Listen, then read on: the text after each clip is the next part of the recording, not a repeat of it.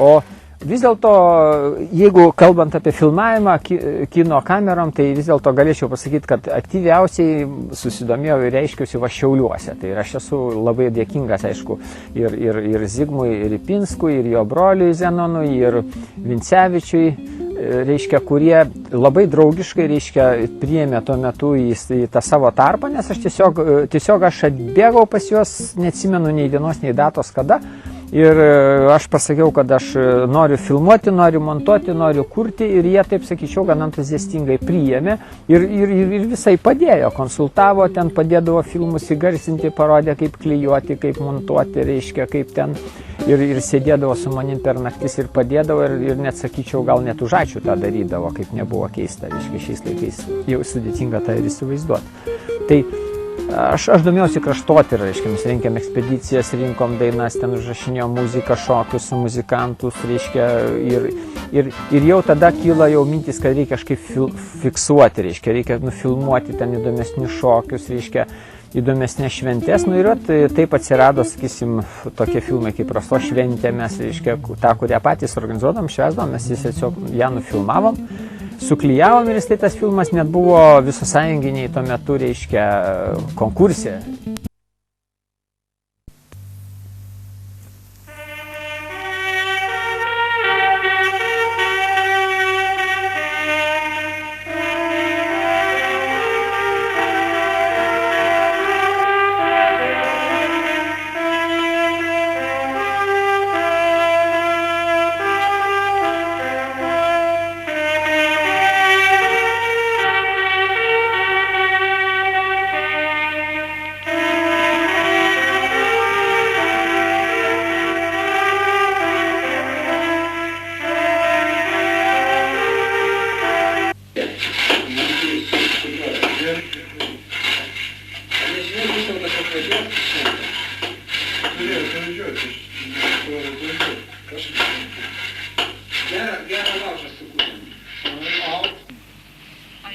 Gėlių daugiau reikėtų.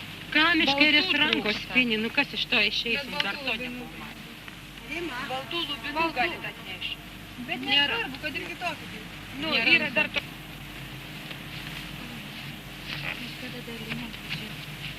Sakė, nežinau, vakarė gal proginė. Tai žinai, jai sunku. Ai, net neaišku, kad dar klausimas. Suspės, nesuspės.